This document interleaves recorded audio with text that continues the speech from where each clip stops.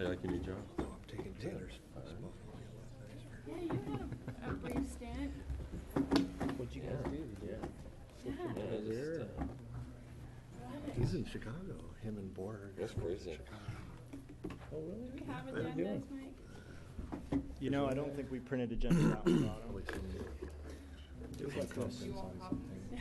Do you have some? You can give. I'm not sure. We'll go run some copies. That'd be great. But after introductions, it's me. Going to be on the. All right. Pardon? It's going to be on the population forecast. I don't know who's on the phone. We're recording. Prison operations. All right, we're recording, so I'm gonna get the Public Safety Task Force called to order. Today is October 8th. If we could do quick introductions around the dais. John Two, Chief of Police, City of Kaiser. Jay Dixon, Benton County Commissioner. Jennifer Williamson, State Representative. Andy Olson, State Representative. Jason Myers, Marion County Sheriff. Steve Berger, representing Oregon Association of Community Corrections Directors. Steve, you want to introduce yourself? Steve Dole, And Crime Victims United. Who's on the line, on the phone? Rick Barron, Circuit Judge, Coos Curry County. Thank you, Judge. Anyone else? All right, we're having agendas copied right now, but I'm going to turn it over to Mike Schmidt in the CJC to lead us through the first part of this conversation. Okay. Thank you, Madam Chair. My name is Mike Schmidt, Executive Director of the Criminal Justice Commission. I apologize for the last-minute room change, and hopefully we can still maintain what the purpose of that was, which was we had it up in 350 so that instead of having the kind of dais testimony feel to it, we could actually have a more collaborative discussion where even the members of the audience were around the table and we could have that discussion. So hopefully we can still manage that even though we had to be in this room for streaming purposes and audio and visual. So with that, I'll get started, and the first part on the agenda is to talk to you all about the October 1 forecast that was recently released. And some of you are members of the Prison Forecast Committee, so this won't be news to you, but others of you, maybe this is the first time you've seen it. So I'll walk through the forecast, try to explain kind of what the Office of Economic Analysis described and the reasons why we're seeing the things we're seeing. Feel free to stop me and ask questions, but hopefully I put some slides together that will hopefully make it a little bit more clear why we're seeing the jump that we're seeing in the near term. And if you're following along online, I'll do my best or on the phone, I'll do my best to tell you when I advance slides. So the very first slide is a slide that you're all very familiar with. It's the prison population and forecast slide. And this is the overall population. So this includes women, this includes men, this is the whole thing. When we get to the end of the presentation, I'll go the women's population and then the men's population, so I'll break it out. But this is the overall slide. And so we have our two lines on there that talk about when we hit these lines, we need to open up Deer Ridge and OSP minimum, and then also Junction City.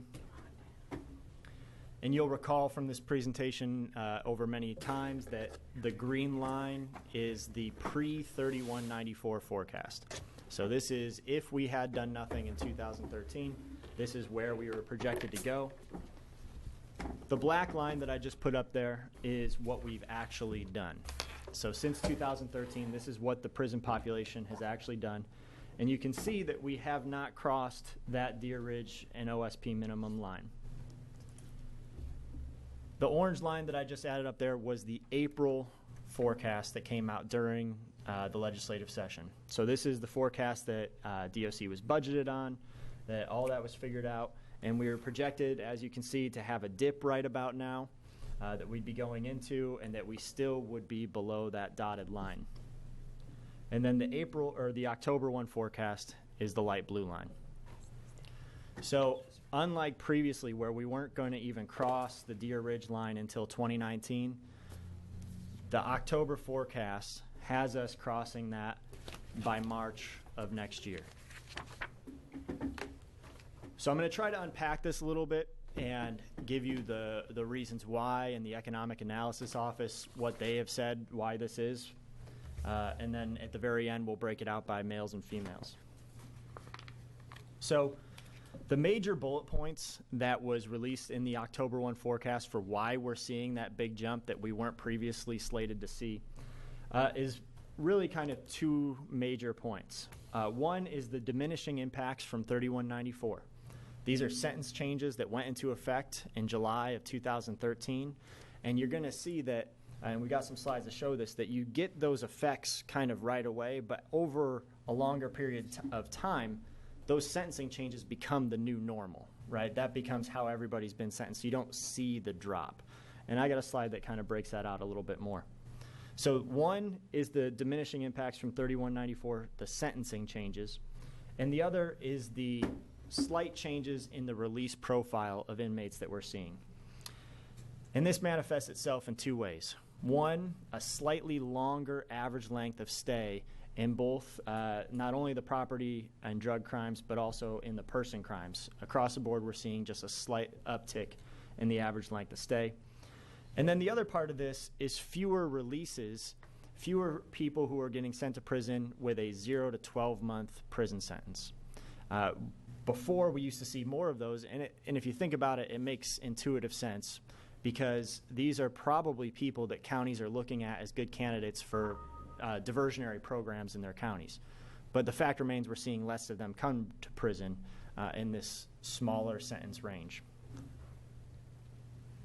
So to kind of visually unpack those things. Mike, I'm sorry for interrupting, but I've got obviously I've been laboring under a misunderstanding of the sentencing system from what you just said. I thought that as a result of, and I should know it, but the bill number is escaping me. Pardon me? 1145. Thank you.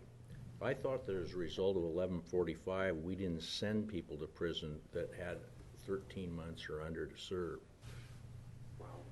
And that's correct.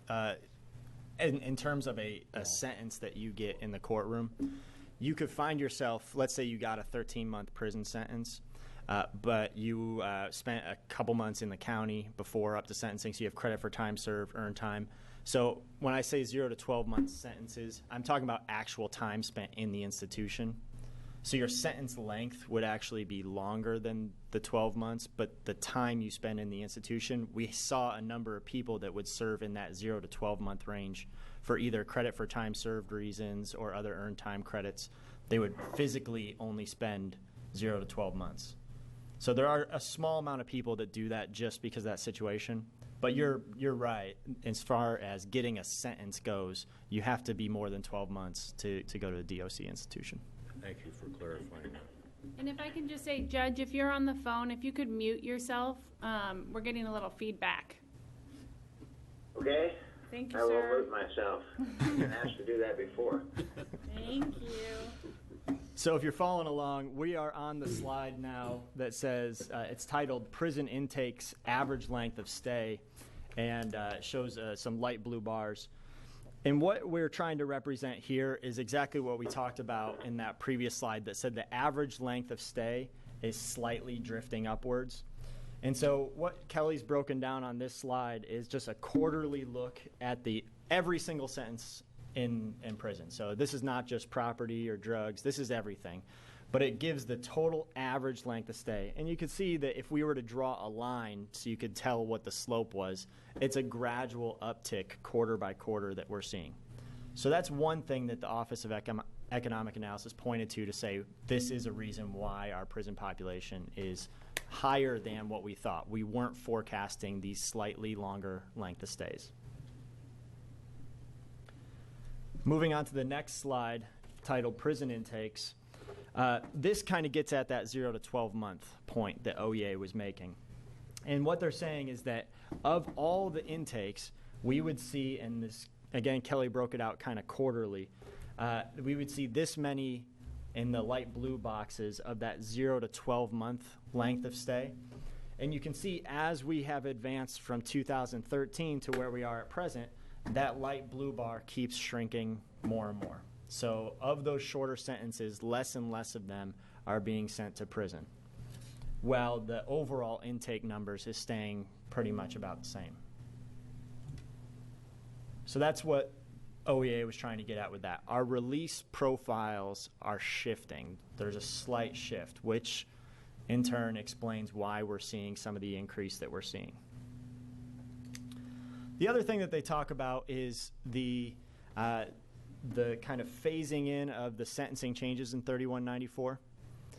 And what this slide does, these are just, and it says at the top, HB 3194, total estimated bed savings. Every time the OEA gets together to do and forecast the prison, they say, okay, what do we think is going to be the impact from the 3194 sentencing changes? And they do it by crime. And the next slide breaks it out by ID theft and Rob 3 and marijuana and driving while suspended and short-term trans leave. What this slide represents is if you look at the very top left corner, it says July 1, 2013, right? That's right when the legislation went into effect. And immediately, people on that day started getting sentenced under the new regime. So immediately, you saw an impact because the day before, they would have gotten 24 months. The day after, they'd get 18 months, for example. And so immediately, you see an impact in our prison population in number of days and beds saved. When OEA says that the 3194 sentencing changes are phasing out, or the way I phrased it, becoming the new normal, that's what this graph represents. The black vertical line there is where we are today. And you can see that the relative impact that we expect to see from where we are today going forward is much, much smaller than what the impact was up until this point. And so we break that out by crime so you can see visually how each of these sentencing changes has phased in. So for robbery 3, you can see it took a little while before we saw it, which, because you'll recall, robbery 3 was not a diversion change, it was a sentence length reduction, right? So you still need to serve the first part of your sentence before we would see any impact in you having a shorter sentence. So that one took a little while to phase in, and at this point, we are pretty much saying that we don't anticipate seeing any additional bed savings from that sentencing change. Driving while suspended. Same sort of story, although driving while suspended, the reason it jumps down immediately is it was an intake difference. There were less circumstances where you would automatically go to prison for driving while suspended. So we immediately saw some people that were not intakes that would have been. Identity theft. Identity theft, very similar to Rob 3 in that you have to serve a sentence before you would see any impact in the sentence length change. And we still are anticipating a slight impact based on what we have here, but it really is pretty much leveled off. The drug Measure 57 changes. This was an intake change where judges did not have to send you to prison. It became a situation where even if you had a prior, they could make that decision. So we saw some intake increases, but we're not anticipating much more bed savings from the Measure 57 drug changes. Marijuana is more complicated, obviously, because of other factors that are outside of 3194, but we're not anticipating getting any more savings because now with marijuana being legalized, pretty much you're not going to prison, and we weren't going to use that anyway. And then short-term trans leave is the last one. And even short-term trans leave, which as this kind of graphically shows you had the biggest bed savings, up to this point, the relative savings that we're looking at increasing our beds by is in a 30 to 40 additional beds that we'll see phased out over a long period of time.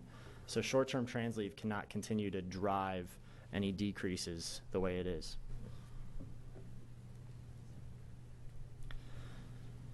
So those were the OEA reasons. I wanted to kind of focus you on what we've seen with 3194 and how the changes have gone in a statewide basis. So statewide prison usage, looking at the 57 property and drug offenses, this is just adding them all up and looking at prison intakes. So it's a slide titled Prison Intakes for property and drug prison. And what you can see is the blue bar is July 2012 to 2013, and then the orange bar, July 2013 to 14, and the gray bar is the most recent. And you can kind of see the areas where 3194 is targeting, those Measure 57 property and drug crimes.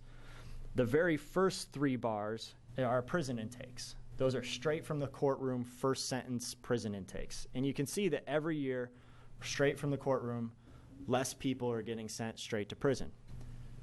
Presumably because there are now programs in counties that are being built up where counties have decided that they can manage the person safely with public safety in mind and keep them locally, which feeds into the next set of 3 bars you see, which is revocations. So more people being put on probation, naturally, you would expect there's probably going to be some more people that are not successful on supervision and end up being revoked. So it's kind of operating the way that we would anticipate as the counties continue to build up programs. The thing is, though, doing some quick math, if you added the probation revocations to the first sentences, it's pretty much flat, right? So no real change. It's almost offsetting itself perfectly between first sentences and revocations. And then Kelly breaks out the exact same thing for the drugs, and you can see that it's a pretty similar phenomenon. First sentences from the courtroom have been going down, revocations, and for drugs, revocations are a lot flatter than the property crimes. We do the same thing for average length of stay and compare the 3 years of 3194 sentencing changes being in effect. And you can see that with average length of stay, first sentences for the property, the first set of 6, the property crimes, pretty flat, from 24.7 to an increase to 25.6 and 25.3. We're all within a half a month of each other, while at the same time the average length of stay for revocations is increasing. In drugs is a little bit different, the Measure 57 drugs, because when we really looked at this, what we found is that those less serious drug crimes are being diverted, but we're having actually more serious of those super substantial quality crimes coming through our system that we weren't seeing before. So this is a little bit misleading on this part of it because we do believe 3194 is having the impacts we thought it would. It's just being overtaken by the fact that there are more bigger cases than there were in 2013. And then total prison months. And so if you just add everything up, revocations, intakes, length of stay, and you smash it all into one slide to look at how many total prison months are we using, and it pretty much tells the same story as the parts. We've had a decrease in first sentence prison months used, but an increase in revocation prison months used. So it's kind of offsetting itself almost perfectly, which is why the 3194 crimes, they've phased in and they've been pretty flat, the sentencing changes in terms of bed savings. So the last slide before we go into the male and female graph, the forecast graphs, is just, and it's too small to see probably all the counties, but we go county by county and we looked at each county's 3-year average prison usage for property and drug crimes, and we just added it all up. How much prison did you use as a county, and then divide that number by 3 to get your 3-year average. And then we took the last year, the 14 to 15 year, and to see how counties would stack up against their, what we're calling baseline 3 years. And so that's what this chart does. It shows you county by county how each county stacked up in the last year of justice reinvestment versus their 3-year average. The green bar means that you use less than your 3-year average, less prison on property and drug crimes. Yellow means 0 to 10% increase above your 3-year baseline average. And red means you used more than 10% of an increase than you had in the prior 3-year baseline. So this is 2 years into 3194. The sentencing changes are in. Counties got grants, got some programming, got some funding, and still a majority of the counties, albeit a lot of the smaller counties, were using increasing amounts of prison in this population with a couple of very big offsets, most notably Multnomah County really used a lot less prison in this specific population than they had against their 3-year baseline. To the point where if you compare Multnomah County to some of the other peer counties, Marion and Lane most notably, although Multnomah County is much more populous, they're still using less prison in whole terms.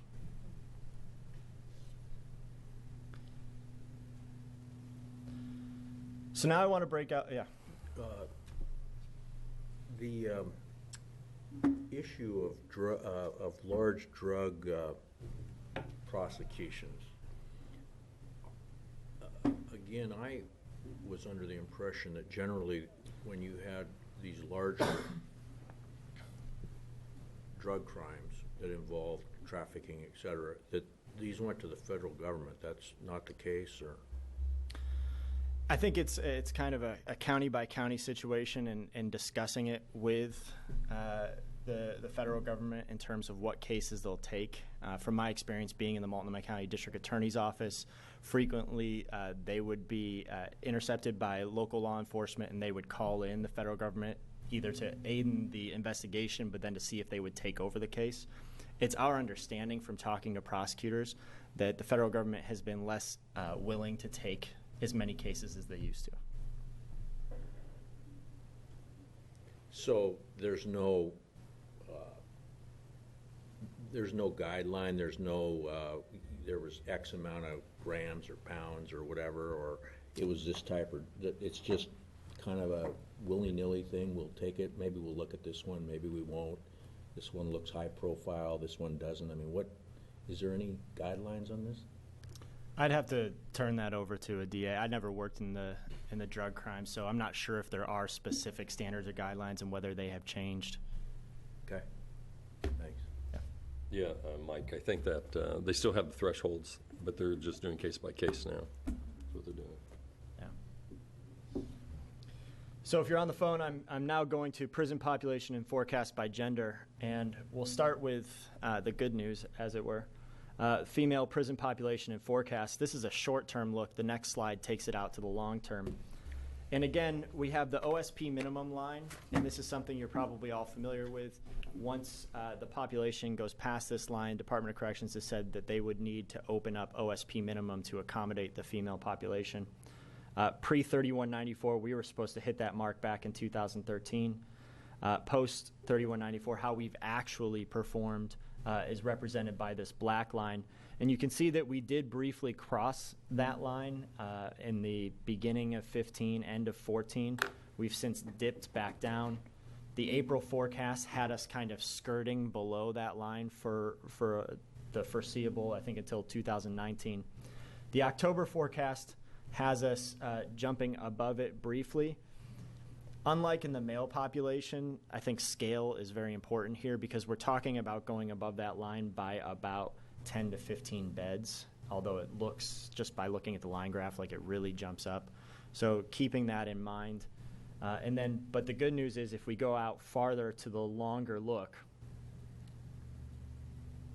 the latest forecast, once we do that slight jump above the line, we come back down and we actually stay below where we were projected to be in April. So this also doesn't take into account the forecasting committee did not incorporate House Bill 3503 to try to estimate, because that's a pilot project in just 5 counties, and it would have been too hard to estimate what kind of an impact that would be. It still remains to be seen what kind of an impact that would be on this population. So that's not in here as well.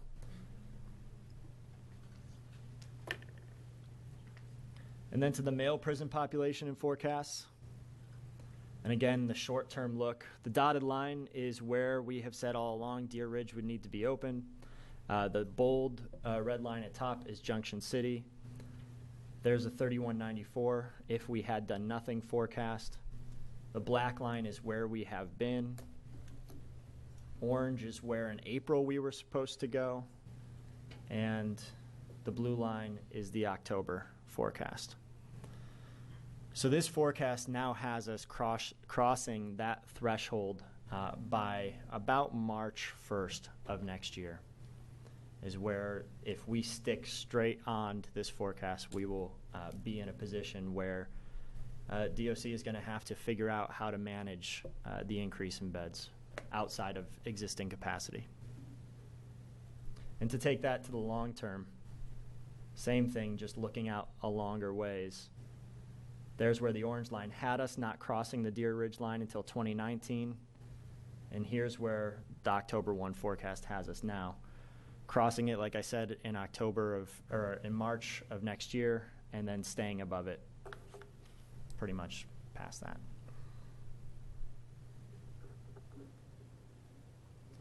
So that's the October 1 forecast. I can answer any questions about that. Hopefully that kind of clears up why the Office of Economic Analysis is predicting that there's been a 150-bed change that there wasn't in the previous forecast. So does the forecast consider the reinvestment dollars in those programs? Good question. It does not. It does not. We have no good way of predicting how each county is going to implement programs, what types of programs, and how that will change their local practices. Multnomah County, we've got some good data because they've been doing it for at least a year now, if not a little bit more. But for other counties, they're starting just now to bring some of those programs online. So we couldn't forecast for that, how those grants would impact it. So another question then. So I guess the reason that matters is because DOC has to plan ahead, right? That's right. That's right. And so we really, in terms of when DOC has to make decisions, and I know Director Peters is next on the agenda and will come up and address the committee about this, but yeah, they have to plan statutorily based on this latest forecast. So they have to make decisions based on the best information they have. So the forecast also does not include the family sentencing pilot programs. I think there's 5 of them that will be starting fairly soon, so it doesn't include that.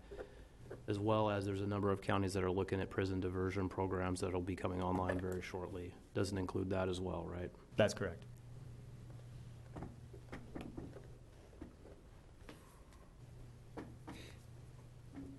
Other questions? All right. Thank you very much, Mike. If it's okay with you, Madam Chair, I'll stay up here as other people in case I'm needed.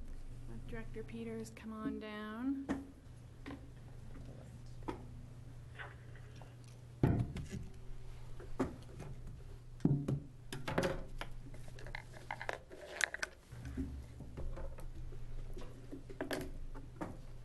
Good afternoon. Are you ready for me to begin? Yes. Madam Chair? Yes. So as Director Schmidt just explained, the October forecast really did take us by a bit of surprise. We walked into that forecast room, and I sit on the advisory committee, and we were curious as to what was going to be happening with the female population. I wasn't even prepared to ask about the male population. So if we back up and look at the April forecast, at that time, just 6 months ago, the male population would not have triggered the activation of the Deer Ridge facility until July of 2019. Director, hold on one second. So as Director... Everybody on the phone, if you could mute, we're getting feedback on the mics. Thanks. So as Director Schmidt pointed out, that trigger point for Deer Ridge is 13,490 male inmates. So today, as he pointed out, we're looking at a forecast that moves that trigger point up to March 2016. So as in response, as the chief pointed out, we needed to figure out what we were doing operationally. So we put together a proposal that we're going to propose to the legislature and to the governor's office that will help us accommodate that male population. But before I get to that proposal, and so many of you in your last round of questions to Director Schmidt were getting to this, I think it's so important to note again and again that 3194 is working. This forecast shouldn't sound alarms that 3194 isn't working, and based on the questions you just asked, there's even more to be seen based on the program dollars and the diversion programs and the parenting diversion proposals that are out there. So I think that's really important. And we know it's working because if you'll remember back in 2012, pre-3194, I was getting ready to ask for funding to open the Deer Ridge medium facility and have that entire campus filled, and we would be breaking ground on a new facility in Junction City right now. So I think it's important to know that we have come a long way. The slides that you pointed out clearly say that, but I wanted to really reiterate that as we move forward. So to get to the proposal, what I asked my folks on the ground was operationally, please come up with a plan that allows us to run safe and secure prisons and allows us to negatively impact the JRI dollars in the least. And so the proposal we plan on submitting would actually not open a new prison, so I think that's very important to note, but it would shift a population. So we opened the Madras facility, the Deer Ridge Correctional Institution in Madras, back in 2007. On that campus, it has 2 facilities. It has a minimum custody facility and then a medium custody facility. And what we are proposing is the current minimum facility has 657 built capacity, and that includes 13 segregation beds. We also have 130 temporary and emergency beds in that facility right now. So that's over 19%, almost 20%. It's 19.8% over the built capacity, and I'll talk about our temporary and emergency bed situation here in just a minute. But what we're recommending is that we take those now 787 inmates that are on the minimum side of the facility and literally march them across the parking lot into the medium facility, pillaging from the minimum facility desks, chairs, phones, moving the staff, keeping the minimum open for some programming space, keeping the correctional industries program still going on the minimum, but we would no longer have inmates sleeping in that minimum facility. And by making that shift happen, only opening 8 of the 10 units in that medium facility and operating what was constructed as a medium as a minimum. So we would only place minimum custody inmates there, which allows us to staff it at a lower level. That shift would cost about $9.5 million. We would have to hire some additional staff in order to accommodate for programming and medical services, et cetera. But compared to $42 million of what it was going to cost to open Deer Ridge Medium and operate both the minimum and the medium. So as I mentioned earlier, we have been managing our population with a significant number of temporary and emergency beds. In fact, today we have 988 temporary and emergency beds across the state. That's 24 more than I promised the legislative body we would utilize, that I promised our unions we would utilize. And we are doing that because the April forecast predicted a dip. We were going to get up to that cap and need all of those temporary and emergency beds, but the forecast in April predicted a relief. Essentially, that relief has gone away. And so shifting this population then would not take off any temporary and emergency beds. I want to be very clear. It would just simply adjust then for the projected growth based on the April forecast. The other thing that the October forecast does is it takes the Junction City facility and moves it back in the 10-year window. So 3194 moved it out, and this latest forecast moves it back in. It says we need it by 2024, so it's barely inside the 10-year window. It's 9 years out, but it's inside the window.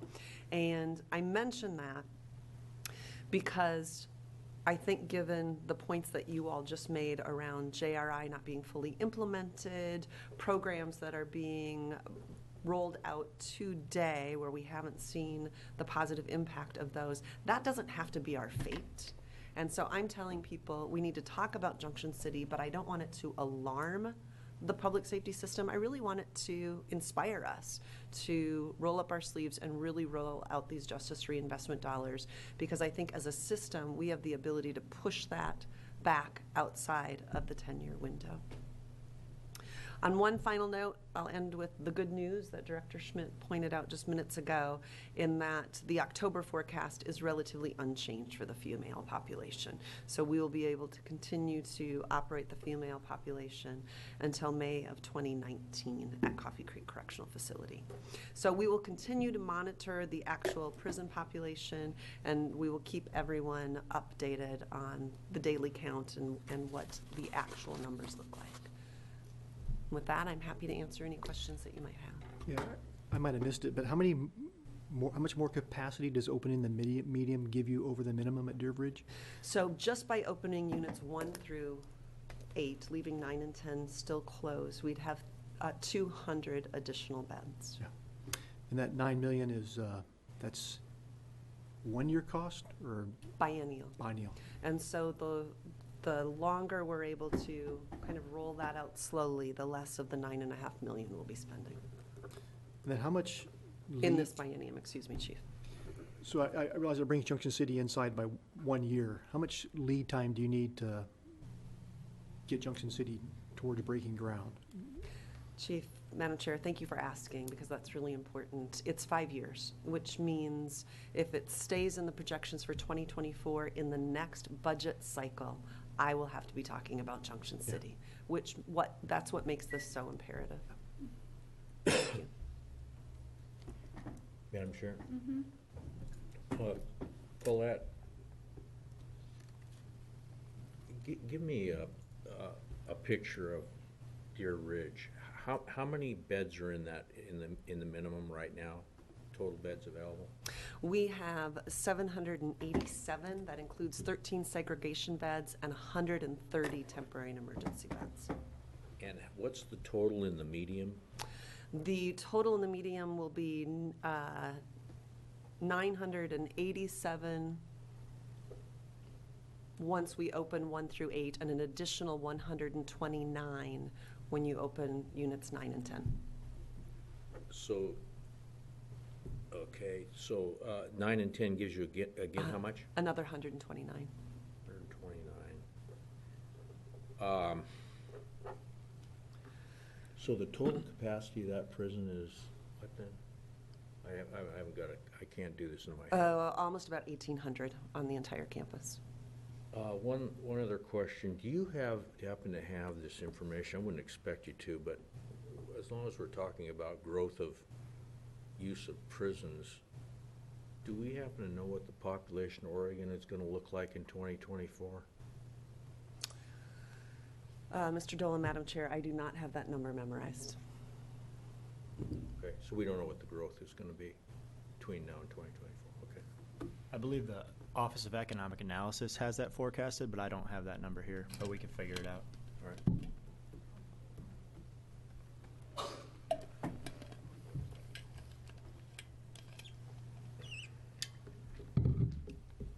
One question, Right, Madam go Chair. ahead. So, as I recall, I'm on the Population Forecast Committee, we talked about the segregation beds, and that utilization is down, correct? Sheriff, Madam Chair, that's correct, and we're proud of that. We've had lots of internal discussions inside the organization to optimize our use of segregation. We've made some programmatic changes that actually have now left our prisons safer than they were before, thus not needing as many segregation beds. The interesting point, and I know why you're asking this question and I appreciate it, is that's left a compounding issue inside our prisons. So when you're utilizing fewer segregation beds, now I have more stress on the general population requiring those temporary and emergency beds. And those of you that run correctional facilities know that you have temporary and emergency beds for a very important reason, for when you have a fire or a flood. And we are utilizing all of ours simply for population management. Thanks, Sheriff.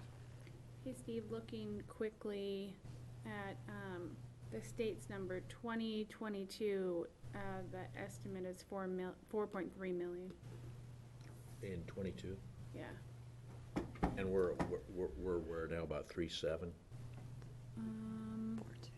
We're right about 4. right now? If I'm reading the right column, which I think I am. So I have a comment and a question. The comment is for clarity, and the question may be premature. So the comment is, so the easiest thing to do is to take $9.5 million out of JRI investment funds. But we do that. We cut off our nose to spite our face by doing that. I mean, obviously. Am I right in that? Right? You are right. We will be talking about that in short order. Today? Okay, I'll save my question. That's Public Safety Task Force next steps. Thank you. But I would tell you, Chief and Madam Chair, that we recognize that resources are limited, and that's why we wanted to come up with the most minimal proposal possible. We are, and always have been, huge supporters of justice reinvestment, and we would certainly want to support those efforts. We've believed in them from the minute I was a commissioner on the Public Safety Commission, and really hope that we're able to see the full implementation of JRI. We recognize we're walking into a very difficult revenue situation. Yeah. Questions? If I can make a comment, going back to a question I asked of Mike earlier around this issue of drugs and drug prosecutions and Fed versus state. You know, for anybody that's been paying attention to it, and I'm sure everybody in this room has been, there's about 6,000 people who are going to be released from the federal prison system very soon. And also there's a push on in the, I'd call it more than a push on in the United States Congress among both parties, or some in both parties, to rearrange the sentencing system and release even more people. And it's certainly questionable about some of those people they're going to be releasing. But all that aside, I'm just making this statement for the record. One more time, I think the good of the order and public safety and protection of innocent victims, potential victims, and people are being, balanced out by politics, and I think we shouldn't lose sight of that. That's the most important reason why we coalesce a government in the first place, is to protect our citizens. And I think those citizens are being used as a football. So can I comment? Mm-hmm. I don't want to get into debate, but as a cop, and being a social and physical conservative, I'm still not a big fan of time as punishment. And as a cop, I'm more interested in preventing crime from happening in the first place than I am in putting people in prison for having committed crimes. And so that's why I'm so interested in JRI. Anyone else? Are you? Oh, yep. I'm sorry, this is Scott on the phone. I'm having some trouble, so let me know when I can ask the question. You can ask one right now. Thank you very much. I was going through security here, so I missed some of the presentation by the director, so maybe you've already answered this. But as we look at what next, are we considering, if we are looking at happening to open beds, are we looking at any adjustments to our current practice that might keep us from doing that? We're having, on the community corrections side, I think we're having fairly big success with the short-term transitional leave. And I just wonder if you've reached that emergency place, if adjusting that to 120 days or something wouldn't affect the population. And maybe you've answered all those questions. I'm sorry if you have. Hello, Mr. Taylor. Colette Peters here, Madam Chair. We sort of answered it. I'll go back again. I think that what the Department of Corrections is proposing, and I think certainly what the governor's office is hoping that we do, is a really slow approach to this, that we don't spend money unless we absolutely have to, for fear that it doesn't come from the general fund, it comes from justice reinvestment dollars. And so we're wanting to move very cautiously. You may have been moving through security, but the task force mentioned a lot of the programs that are just now getting rolled out, a lot of pilot programs where they have not come to fruition yet. And so the proposal that we're presenting really is a slow one. I would like to very slowly move on the ground, spend a few dollars in the coming months to make sure that everything's plugged in and working in that medium facility that's been there since 2007. So be as fiscally conservative and responsible as possible, and not actually open those beds and hire those additional staff, which is actually what's going to cost the money, until we are confident that those inmates are coming. Colette, how does all of this impact the investment we made in staff wellness? Thank you, Madam Chair. I think that what we've argued all along is these temporary and emergency beds have impacted staff wellness. There's no doubt about it. You've been in our prisons. You know that we have one officer on our units, and we have bunks that are absolutely out of their line of sight. And so certainly that is a stressor. I think our relief factor also is a stressor in terms of mandatory overtime. So it's certainly a compounding issue. There's no doubt about it. Thank you. All right. Thank you very much. Thank you. Heidi, come on down. We're just building out a panel. Do you want me to stay just in case? Probably. Okay. Yeah. Why not? Oh, you know I don't need that close to my mouth. Good afternoon, Madam Chair and members of the task force. Heidi Moad, Governor Kate Brown's Public Safety Policy Advisor. I'm here primarily to just restate, reaffirm the governor's commitment to justice reinvestment. And in fact, she is so committed to justice reinvestment that she had a 2-hour window in November left, and I have booked it for November 10th for her to appear at a summit that we're pulling together pretty quickly and in short order to address the October forecast and the concerns. Obviously, I mean, you guys have already talked about this. If the Department of Corrections ultimately needs north of $9 million to handle this Deer Ridge shift, that is more likely than not going to come out of our Justice Reinvestment Fund. And my concern is that that will end justice reinvestment in Oregon. I don't think the legislator, I mean, it was a hard-fought battle, as you all know, to get our $40 million fund this biennium. Furthermore, if we have to start really seriously considering an investment of over $100 million, hundreds of millions of dollars for Junction City, I mean, the conversation of JRI it's just over for all intents and purposes. You know, I was talking to Director Peters earlier today, and I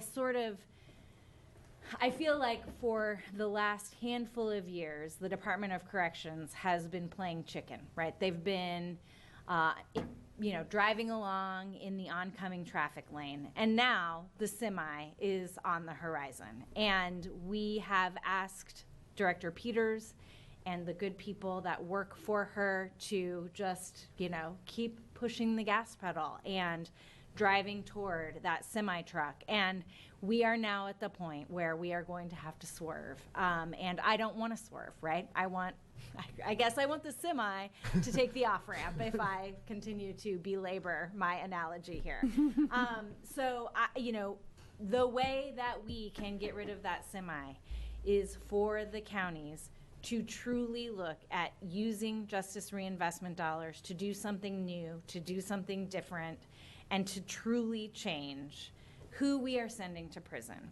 I can tell you that in addition to the summit that we are planning in November, Mr. Schmidt and I are trying to schedule now with counties that are some of our highest users, a meeting with the county stakeholders, Mr. Schmidt and myself, to really start looking at the numbers and to understand why we are not seeing the savings in those counties that are the you know, biggest users of the beds. I also think that despite perhaps being accused of favoring my home team, I do have to credit Multnomah County for really reducing their prison bed use. And I think it's important that we acknowledge those counties that are really making an effort to bend the curve, and Multnomah County really deserves some credit for that. I hope you heard that, Mr. Taylor, on the phone. Thank you. Yeah. I always hate going behind Director Peters because she is always such a voice of optimism and hope, and then I have to come in and be the pessimist, the cynic. But I do, you know, the governor is is asking DOC to continue to sweat bullets here. And that's not a great position for the governor to be in, and it's a horrible position for Director Peters to be in. That having been said, at some point we do have to give relief to the Department of Corrections, and if that means turning the key on Deer Ridge, we'll do it, even though we hate to have to do it. Are there any questions for me? Well, we don't have to hate to do it if we find the dollar somewhere other than JRI, though, right? Right?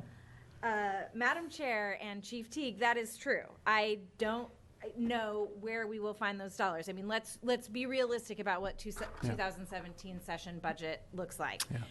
We've got PERS, we've got Medicaid, we've got potentially a transportation package, and potentially a minimum wage increase. And those are going to be, I believe, priorities of the legislature over finding $9 million in general fund for JRI. And to be just brutally honest, I would be far more inclined to continue to push the rock up the hill to find that $9 million out of general fund if we in fact, we may have to turn the key and then suddenly we see the savings in JRI. And if that happens, we're going to fight harder to keep JRI than if we continue to not see the savings we need to see. Yeah. I think that's right, Heidi. You listed everything on my list of why 2017 will be a brutal budget year. And we said that, those of us in Ways and Means, from day one, that this was going to be the high water mark. And until we see the long-term savings, which presumably is the whole point of all of this, is reducing victimization and seeing long-term savings by putting our dollars and spending them in a different way. We've always known that it would take a while and that we wouldn't see immediate savings, but it would be coming. And having just sat through the grant review committee and read 15 of the county grant applications, there is some amazing stuff in those grants. Some communities are getting together, taking this very seriously, all coming around the table and working together in a way that will address the needs of victims in their county and reduce crime. Others, not as much. It was apparent in grant applications who was taking this work seriously and who wasn't. And what I think may end up happening is that counties that take things seriously will get their grant money, and counties that don't will not. And it's unfortunate because as a legislator and the legislature, we made a promise in 2013 to our local partners that this would be a program that if they got on board and they worked with their communities, that we would be there to fund it. And that was the pushback we got over and over again is, you always say you're going to do this, and then somehow the money dries up 2-4 years from now, and then you don't pay for your promises. And so it's very concerning to me that this money would come out of justice reinvestment. As Heidi said, I don't know where else it would come from. It's probably not going to come out of K-12, I can tell you that. So I'm hoping in the conversations that you and Director Schmidt have at the local level that you can help some counties understand where they need to be coming together in maybe a different way, or partnering with other counties, or doing things that will stretch their JRI dollar, so that we can see better, faster results in some of these counties. Because I think that's the thing that will keep the legislature from taking money out of this program, is if they truly believe that the folks who are engaged around the table are doing the hard work and that it is coming. I think if my colleagues don't believe that, that'll be the end of the program. So is that difference between, it's a lousy way to put this, is that difference between those who take it seriously and those who don't, is that $9 million in there? I don't know. Mike might know. So the CJC has $38.7 million from the legislature for just grant purposes. And we are, as Chair Williamson said, we've gone through 15 applications, grant applications. We've approved 15. We have the balance of the 36 counties to go, so 21 left. And we very much want to get that first year money out. And we've had this conversation, Director Peters and I. We want to give the counties a chance to make this work. If we pulled that funding now, if we had to find this money now, as the chair of my commission said, it'd be like selling your battleships to pay for the war right before it starts. If we're going to give this a chance, we need to make that first year investment. So of the 38.7, half of that money will be out of the CJC in the next coming months. Then we go through the end of this fiscal year, and our commission will re-look at how the counties are doing with the Grant Review Committee and seeing of the remaining money, how does that money go back out the door? And if there is $9 million less, that means there'll be approximately $10 million left out of $19 million, rough math, that would be remaining if Director Peters has to make that transition and if the legislature reallocates our grant funds. So then half the money for the second year. So then the choice at that point would be, does everybody's grant go down by a formula, or do we look at the programs that are working and continue investments there and then have to cut the programs that aren't getting a return on investment? And so much of what we saw in the grant application was buying capacity for programs. So more treatment beds, more domestic violence shelter beds, organizations staffing up to be able to do outreach in a way that they hadn't been able to before, to do reentry in the way they haven't been able to do before. And so, my biggest concern is folks holding back on spending the money because we're having this conversation right now. Madam Chair, if I could comment, if I could just build off of that, I think that is the challenge, that as we have this conversation will be counties are making their decisions now for next fiscal year, and they're just now going through the building of their contracts and the sustainability of their continuum of services in the community. So, the challenge to us is, as we engage in these conversations, counties are also going to be looking at sustainability and trying to make determinations on how far out, how creative do we get on creating capacity in the community for these offenders, at the risk of potentially having to shut them down. So the risk we take is, as we have these conversations, maybe not going far enough, or not being as creative as we potentially could be, and then not seeing that impact on the beds ultimately.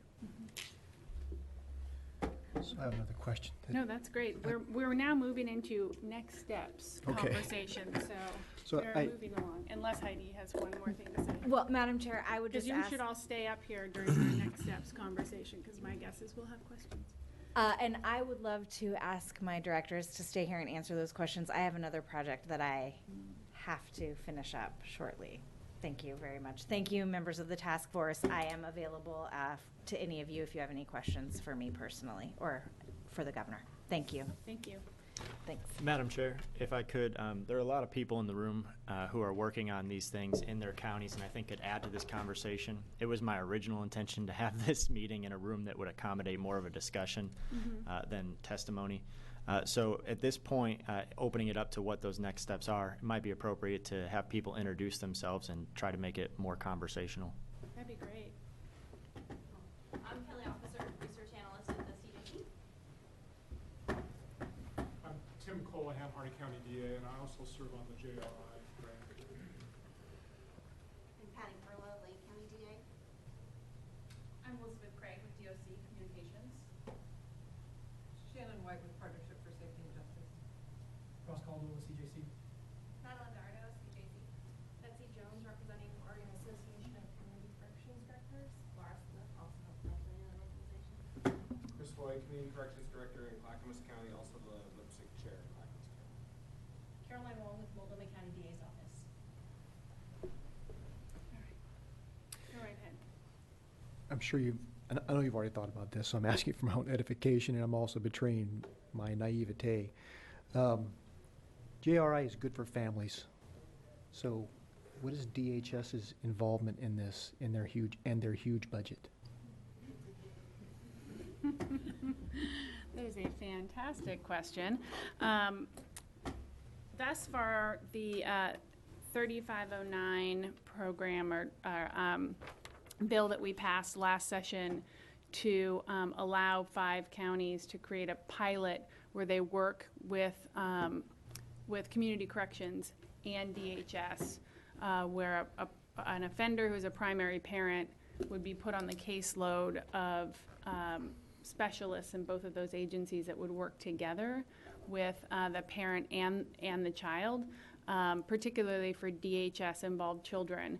But the hope is eventually to have the capacity to have more expertise around stabilizing families as part of the community corrections work that we do. And so I'm anxious to see how that comes out. In Washington, their program has had fantastic results when really the idea is coming in and stabilizing the family as a way to both protect kids and get mom or dad the treatment they need or the mental health treatment they need, whatever it is that's driving that criminal behavior, without with keeping the family together as best we can if it's a safe thing to do.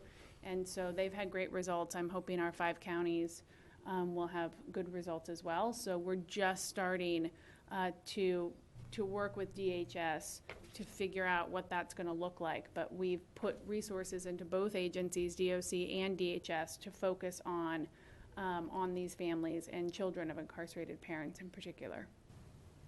Madam Chair, Mm-hmm. along with that line of conversation, has there been any results from the program that you just talked about in Washington as it has affected recidivism? What's the results from that? Hey, Madeline, do you know? Our expert on that program is in the back. You want to come on or stand up? Or? Sure. So, folks that have been in the program have... Right, yeah, I mean, ultimately, that's what we really want, right, from the program, along with everything else it does, is this program lowering the recidivism rate? Yeah, it is. Well, and I don't know the exact numbers on the top of my head, but they're significantly lower for folks that go through that program. are these projections or are they actual results? For actual. Can you send that to me, please, or to everybody? I'd like to see that. Okay. Yeah, so, Madam Chair, I've spoken to the folks from the Department of Corrections in Washington, and they have actually 2 programs, one that's inside the institution and one that's it's a prison diversion program. Both of the cohorts, if you take comparable offenders, they have lower recidivism rates, and the reunification of the family is a lot better as well. So the program's been successful.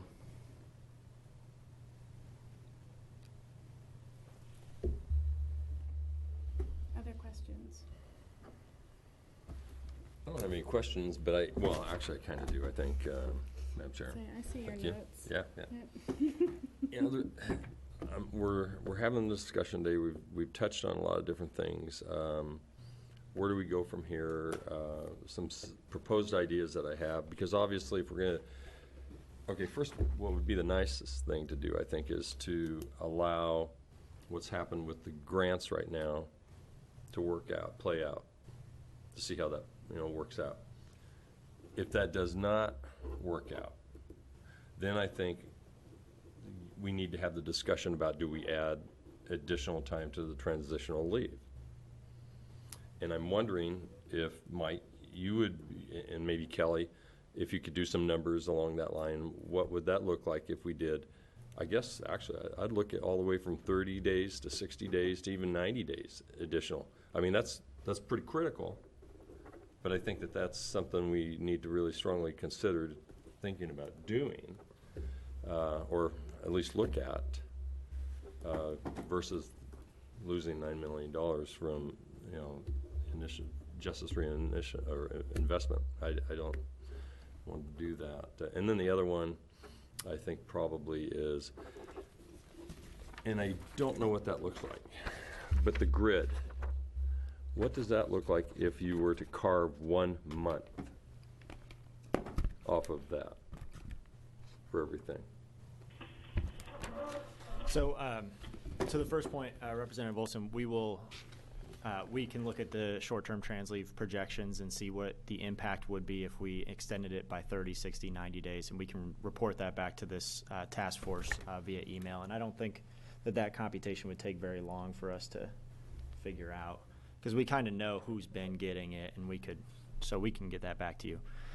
As to the second question about the sentencing guidelines grid, a lot of the cases that we're focusing in here are these Measure 57 property and drug crimes. And so Measure 57 really took our property and drugs out of the sentencing guidelines.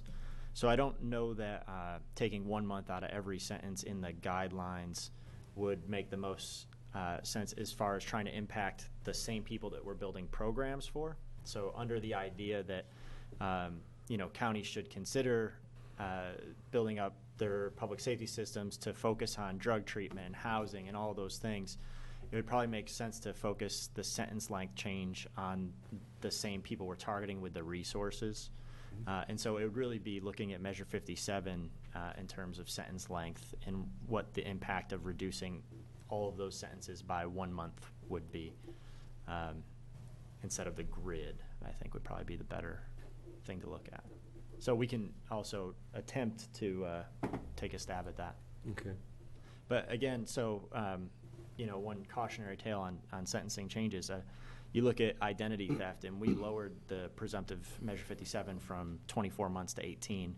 And instead of a decrease in sentence, we've actually had about half to 1 month increase in average sentence length for those crimes. So, it's one thing to lower sentences, but it really takes a system buy-in to make changes. It's you can't really just do that statutorily and expect to be immediately effective. Steve? Madam Chair, I want to go back to the front end of the meeting and ask a question, and I hope it becomes obvious why I'm asking this, because I think it's relevant to what we're talking about right now. You said that the average length of stay in Oregon right now is a hair over 44 months. I think it's 44.1 or 2 or 3, something like that. How does that compare with the national average?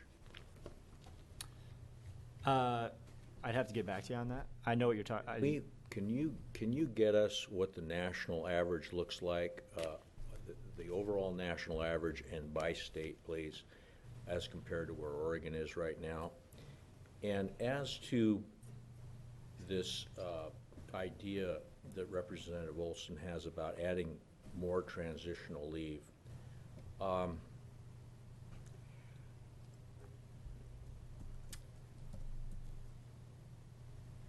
I know that this may make your life more difficult and throw a wrench into the works, but if we're going to have this conversation about doing that, I think we need to look at this by crime and see how this impacts these crimes, because this is what we didn't do before. And I think, with due respect, Representative Olson, until you see on paper how it affects each one of those crimes by grid block, I think you might be a little bit surprised at what you're doing to the sentencing system in Oregon. And the one place that I'd like to caution us on going is there's 8 crimes that we applied additional transitional leave to that were violent crimes before. And CVU and some others advocated against that. And I certainly would want us to be very cautionary before we, through another 30, 60, or 90 days, when somebody commits a criminally negligent homicide that may have been pled down from a manslaughter 2, or a rape 3, or a rob 3, or a assault 3, or there's 8 of them. I'll get you the list. I'll be more than happy to provide you with that list. But let's be careful about this, and let's see how it affects these crimes individually and by grid block, so that we know exactly what we're walking into, as opposed to just waving the wand and say we're going to do an extra 30 or 60 or 90 days. The last comment I have is I was looking at Multnomah County's and the way they're doing the JRI, and a question that I have that I think is worth looking at is this: is that within that I notice that they're taking assault twos and rob twos, which are part of Measure 11, which are, I believe, were part of the original 3194 bill, because there's a lot of volume within those two crimes, and they're utilizing that to keep people out of prison, which, by the way, just for history standpoint and sake, the reason that that law is there today is because Crime Victims United worked very hard with law enforcement and defense attorneys and others a long time ago, when we came around the table and used to talk to each other and actually have conversations and try to get somewhere, to deliver a bill to the legislature that allowed for these blow-offs to second-degree crimes within Measure 11, that allowed judges to reduce sentence and, in cases, give probationary sentences. So I say that because I think that this is a good idea, and I think that I'd like to, if Multnomah County is doing that, I'd like to see what the other counties are doing along those lines, because if we've got people that are committing these crimes but are meeting the criteria to allow them to be on probation or greatly, negotiate their sentences down and maybe do local jail time or whatever, I think that we should take a good look at that. Okay? I think Caroline Wong's in the room if she wanted to comment on Multnomah County, how they because I mean, I don't even pretend to know how the mechanics work in that. I know the basic of what's in the law, but I don't know how they're working the mechanics in Multnomah County to reach the goal. But if there's a way to, I know that you can't. Excuse me for going on here for a minute, but I know that you can't tell your fellow DAs what to do. But if we could get our minds and our different counties wrapped around whatever Multnomah, maybe there's a model there for doing this. I don't know. Well, for us in Multnomah County, we had decided that we wanted to open up our JRI program to more than just property and drug offenses. We were taking person crimes because many of our person crimes were getting probation anyway, and we figured with JRI, at least if we put them in that program, then they could get access to services on supervision and have a more intensive supervision model in general. And so in terms of the rob to, assault to, some of them are 1049 eligible, so judges are able to depart, and sometimes through plea negotiations, depending on their risk and their needs and the victim impact and input, we would agree to give them an attempt, rob to, an attempt, assault to bring them back down into probation, and we would place them very specifically on JRI supervision. Mike, follow up with what Steve was saying of the 8 crimes that he's identified that you mentioned earlier. I'd be really interested in knowing what the recidivism rate on those are. Yeah, and so that's one of the challenging things about short-term trans leave. Obviously, this program really started in January 1 almost of 2014, July 1 of 13, but that's really when we started to see the uptick. So to have a true recidivism rate, you need 3 years to see how they do. But that is something that we are working with the Department of Corrections on to see, hey, let's look at the first year. I mean, and we know a lot of times law enforcement realizes that if you're going to recidivate, a lot of times it happens pretty quickly, right? So we do have some results that we can look at as early returns. It wouldn't be definitive, but we are working with Department of Corrections to get those numbers and see how the program's working. I can tell you, Madam Chair and Representative Olson, that based on it was 9 crimes that you submitted to me, Mr. Dole, a while back. Yep. 9 crimes, and out of those 9 crimes, of the more than 1,000 individuals who were released to short-term trans leave over the last year, only 5 failed who were incarcerated for one of the crimes you listed below.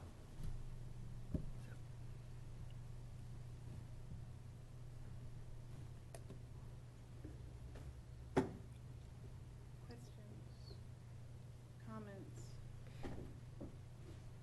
I think what's probably going to happen is, as we move forward with the legislative side of this conversation, is my colleagues are going to look to this group to say, how do we fix this?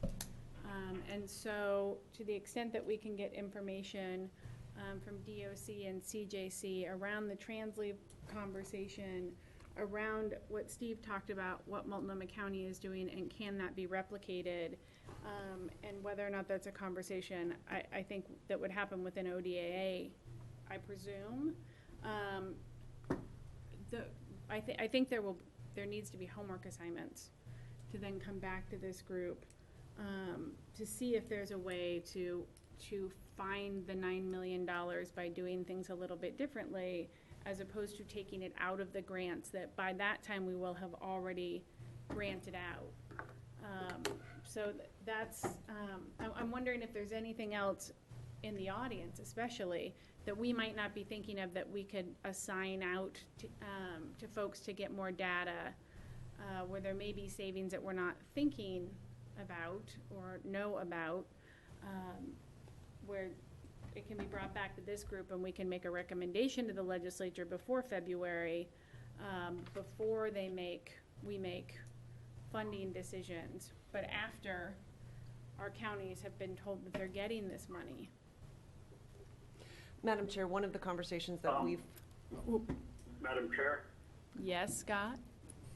I'm sorry. No, go for it. As you're having people, I can't see other hands.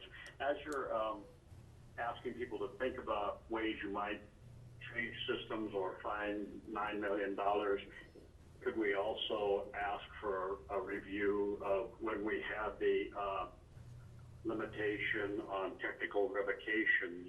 I think that affected the funding, and it's sunsetting. So as you're looking at all options, that might be worth considering. And who has that information? Technical revocations? Is that data you all have? CJC. Yeah. Yeah, we can, Okay. Thanks, Scott. Is that for local control offenders? I was half talking. I distracted him, Sheriff, I'm sorry. So, if Kelly says that we can figure it out, then I bet you we can, but. Hey, Scott, is that for local control offenders? Oh, yeah. Yeah, it was, well, it was the overall population, and it was technical revocations that could not be held for more than 90 days. Oh, I remember. And it, Senate Bill 395, I think. Population count, and that's where the funding comes. 750 or something like that. It may be a bad idea because it would affect the 1145, but it also means a different jail population.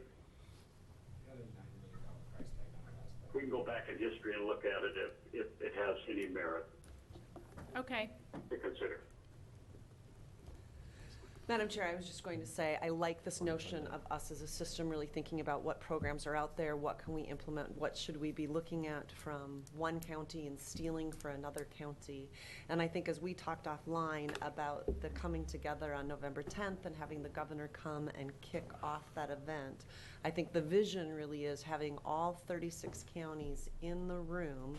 I know the last time we did this, we called it the Justice Reinvestment Summit. We're really envisioning a very positive coming together of all 36 counties, having local legislators attend for the meeting. I know you were only able to come, a few of you were able to come in for the lunch and come out again. But I think having us come together as a group to really look at what's working, what do the outcome measures look like, and how can we spread the good news across the entire state. I think that would be a really powerful venue, especially if this task force was willing to host that or support that event in concert with the governor. Yes, Steve. Madam Chair, Colette, are all the people that you're going to move at Deer Ridge, are you moving some people into Deer Ridge, or are those people just being moved from the minimum to the medium, and you're making the medium into a minimum? Is that the way I understand it in simple terms? In simple terms, Mr. Dole, Madam Chair, that's correct, but then it does give me, it would give us 200 additional beds. No, I then, understand and then that. those individuals would come from elsewhere. Yeah, I know, I understand that part of it. I guess what I'm driving at here is this, is that I was just doing a little math. Do you have a breakdown on this move? Because it occurs to me that we're doing a move inside a facility that is costing almost $12,000 per inmate to move them And I don't know how far you're moving them, whether you're moving them 100 feet or 500 feet or how far you're moving them, but that's an expensive move that you're doing there. Mr. Dole, Madam Chair, it wasn't intended to be an expensive move. So let me break down the cost for you. So the cost of the shift will be, of just the shift alone, will be $2.5 million. So 500,000 of that, we want to begin soon with facilities and operations. That's simply adding equipment, making sure the infrastructure is working, et cetera, for a facility that's been sitting since 2007. Then $2 million will come from adding 6 security positions, and the remaining startup depending on how the numbers look in mid-November, the actual population numbers. So I want to be really clear that the additional beds come at that price. The $2.5 million is only to accommodate the shift. Any additional beds would require additional staffing for programming, security, counseling, and medical. Can I get a copy of this total cost? Certainly. How it lays out, if you could send that, please. Who's the convener of the November 10th summit? So I think the idea is, immediately once we saw the October 1 forecast coming out, we spoke with the governor's office, and she dedicated time on her calendar on November 10th to make that happen. But in an ideal world, it's this task force in conjunction with the governor's office. Well, representing AOC here, I will do whatever I can to get the 36 counties there.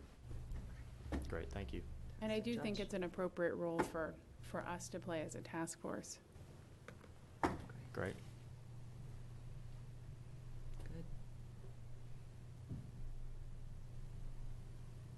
Anything else? Does the task force have any bills that you guys get to use during legislative sessions?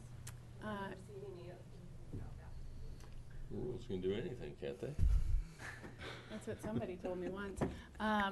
This body does not have any bill drafting authority. We have a deadline on the 24th. Mm-hmm. Yep. So, Madam Chair, just Yes. for clarification, knowing we're on a short time schedule here, but I know several of our associations meet on a regular basis. I'm assuming that this dialogue is expected to continue so we can go back to our communities, speak with our associations, come up with ideas, and we can continue to pass those on through the Criminal Justice Commission.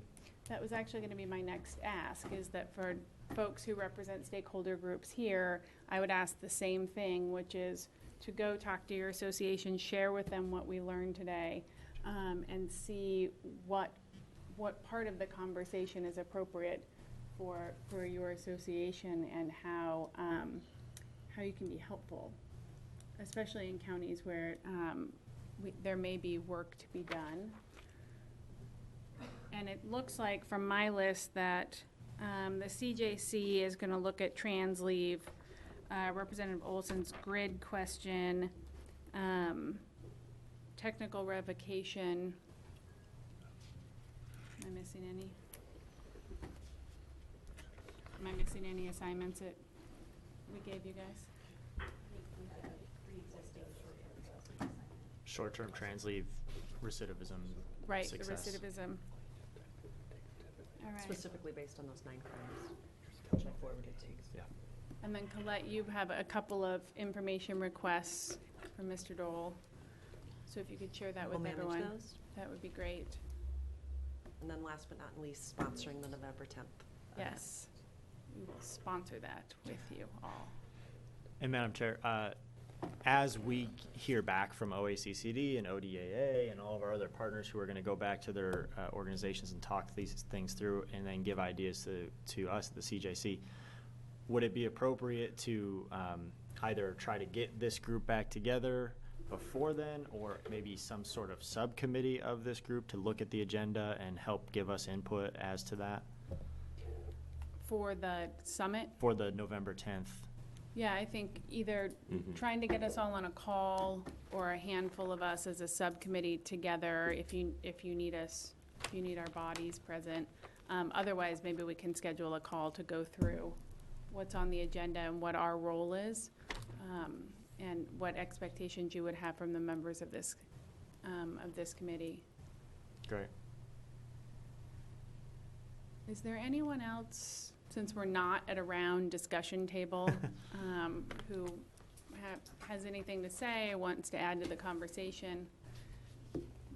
Chris Hoy, you're all the way in the back. I do have one Yeah. thing I would like to mention, and we discussed this a little bit at our Stern Committee meeting for our Justice Reinvestment Program. And we were concerned in Montgomery County when we saw that our prison intakes were down, that our second sentence revocations were steady, but our length of stay numbers were up. And I know we had some commentary about length of stay and why that might be. And part of it really could be because we're seeing more level 9 and 10 drug offenses. But I would just like to point out that the more we, and I think Ross had pointed this out, take the low-hanging fruit and place them on probation, the more cases that really should be in prison are going to be staying there, and therefore that higher number of length of stay is, going to be an accurate portrayal of who's left. And so I don't want it being shown that we're showing a higher length of stay, and therefore we're not doing a good job of lengthening those prison terms, when in actuality I think we are. It's just that's the end result of the average. Well, and I think we recognize that, that's at least that's the way the data plays out, and that's why. All right. So if there's nothing else, then I will adjourn the meeting, and we will wait for communications from you, Mike, about whether we get together in a subcommittee or by phone. Yep. All right. With that, we're adjourned. Thanks, everyone. We are still being recorded, so just know that.